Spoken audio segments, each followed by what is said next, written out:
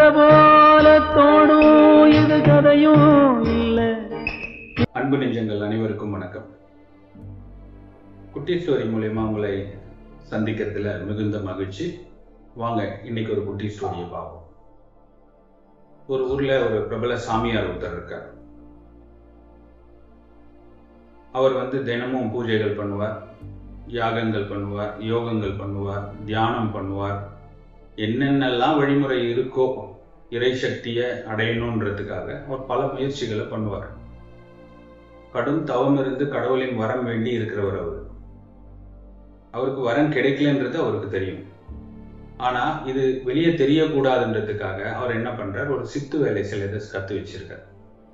அதன் மூலியமா மக்களிடத்துல சில மாயாஜாலங்களை காமிச்சு தன்னை பிரபலமாக்கி கொண்டவர் அவரே நிறைய மக்கள் பின்தொடர்றாங்க. அவருக்கு என்னென்னலாம் கதை விட முடியுமோ அதெல்லாம் விட்டு தினந்தோறும் போயிட்டே இருக்கு. இப்படி போயிட்டே இருக்கும்போது ஒரு நாள் அந்த ஊருக்கு முற்றும் துறந்த துறவி ஒரு மகான் அந்த ஊருக்கு வர்றார். ஊருக்கு வந்தவுடனே மக்கள்லாம் என்ன பண்றாங்க, யாரோ ஒரு துறவி வந்திருக்காரு, மகான் வந்திருக்காரு, அதனால நம்ம போய் பார்க்கலாம்னு சொல்லிட்டு கொஞ்சம் பேர் போய் பார்க்க ஆரம்பிக்கிறாங்க. போய் பார்க்குறவங்களோட வாழ்க்கையில எல்லாம் சில பெரிய மாற்றங்கள் நிகழுது, புதிய புதிய அற்புதங்கள்லாம் நடக்குது. அவரோட வாழ்க்கையில அவங்க நினைச்சு பார்க்க முடியாத சில மாற்றங்கள்லாம் அடைஞ்ச உடனே இது பிரபலமாயிட்டே போறாரு. அவருக்கு நிறைய மக்கள் அவர் பார்க்க வர்றாங்க. அவர் எப்பவும் போல அவரோட அந்த ஊருக்கு எல்லையில இருக்கிற ஒரு ஆசிரமத்துல அமைதியா அமர்ந்து உட்கார்ந்துருக்காரு. பார்க்குறவங்களுக்கு அவர் நல்ல வார்த்தைகளை சொல்லி அவங்களுக்கு நல்ல ஆசீர்வாதங்களை செஞ்சு அனுப்பிட்டு இருக்காரு. இப்படி போயிட்டே இருக்கும்போது இந்த செய்தி இந்த பிரபல சாமியாருக்கு தெரிய வருது. பிரபல சாமியாரின் இன்னொரு குணம் என்னன்னா, அவரு ஊர்ல யார் பெரியவங்களா இருந்தாலும் அவங்களை போய் சந்திச்சு தான் தான் அவங்களோட பெரியவன் அப்படின்றத நிரூபிக்கணும்னு அவரோட சீடர்கள் மத்தியில் அவருக்கு ஒரு விருப்பம். அதனால என்ன பண்றாரு, சாமியாரை போய் துறவியை போய் சந்திக்கலாம் அப்படின்னு சொல்லிட்டு சாமியார் கிளம்புறாரு. எப்பவும் போல படைப்பரிவாரங்களோட போய் இறங்குறாரு. இறங்குனா அங்க பார்த்தா பயங்கரமான கூட்டம். அங்க இவருக்கு ஆச்சரியம், என்ன இது இப்படி ஒரு கூட்டம் இங்க வந்திருக்கு அப்படின்னு யோசிக்கிறார். சரின்னு அவர் போய் சந்திக்கணும்னு போய் சொன்ன உடனே துறவியும் வர சொல்லுங்க பார்க்கலாம் அப்படின்னு நேரா போய் உட்கார்றாரு அவர் முன்னாடி. துறவி எப்பவும் போல தியானத்துல அமைதியா உட்கார்ந்துருக்காரு. என்ன நம்ம வந்திருக்கோம், இவர் நமக்கு மரியாதையே கொடுக்கல, இவர் இதே உட்கார்ந்துருக்காரு அப்படின்னு சொல்லிட்டு இவருக்கு கொஞ்சம் லேசா கடுப்பு இருக்கத்தானே செய்யும்.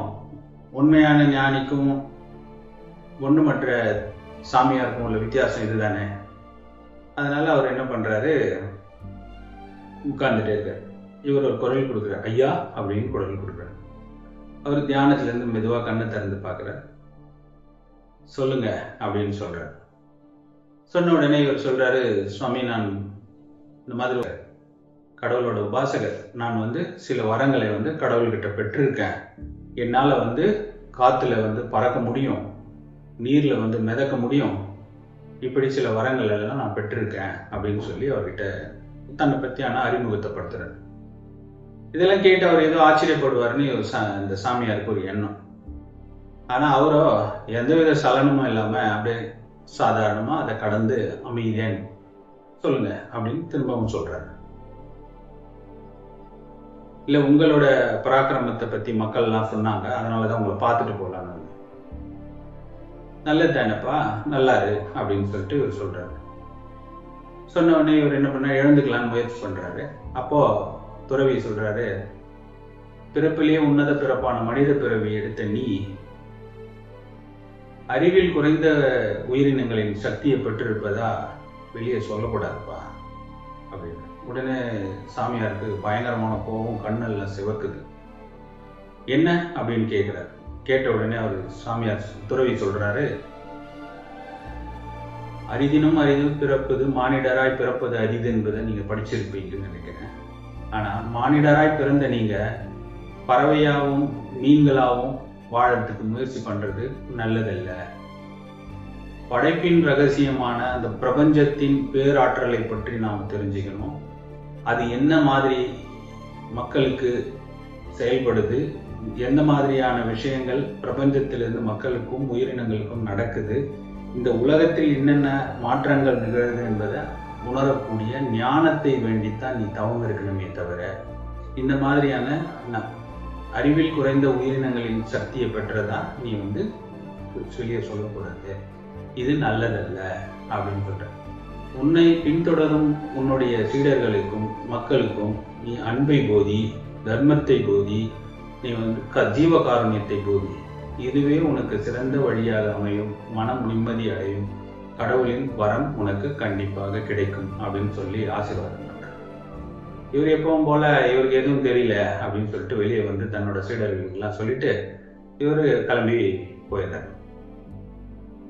இந்த கதையின் மூலியமா நாம தெரிஞ்சுக்கிறது என்னன்னா, இறைவனின் அருள் அப்படின்னு ஒண்ணு இருக்கு அப்படின்றத நம்ம உணரணும்னா நமக்கு இந்த பிரபஞ்ச பேராற்றலின் சக்தியை பற்றி நமக்கு அறிந்திருந்தால், அந்த அறிவியலின் நுட்பத்தை தெரிந்திருந்தால், அந்த ஞானம் நமக்கு கிடைத்தால் மட்டுமே இறைவனின் அருள் பெற்றதாக கருதப்படும். அப்படித்தான் பெற்றவர்கள் மகான் ஸ்ரீ ராகவேந்திரர், ரமண மகரிஷி, காஞ்சி மகாபெரினும் வாழ்ந்து கொண்டிருக்கிறார் என்பதை நாம் அறிந்து கொள்ள வேண்டும். இப்படி போலியாக இருக்கும் சாமியார்களிடம் நாம் சரணாகதி அடைந்தால் நம் வாழ்க்கை எந்த திசையில் செல்லும் என்பது இந்த கதையின் மூலம் துறவி அவர்கள் நமக்கு அறிவுறுத்த விரும்புகிறார் என்பதை நாம் உணர வேண்டும். எனவே அறத்தின்பால் நிற்போம். மானிடராய் பிறந்தது பெரிதினும் பெரிது என்பதை உணர்வோம். இந்த மானிட பிறவியை போற்றுவோம். நன்றி, வணக்கம்.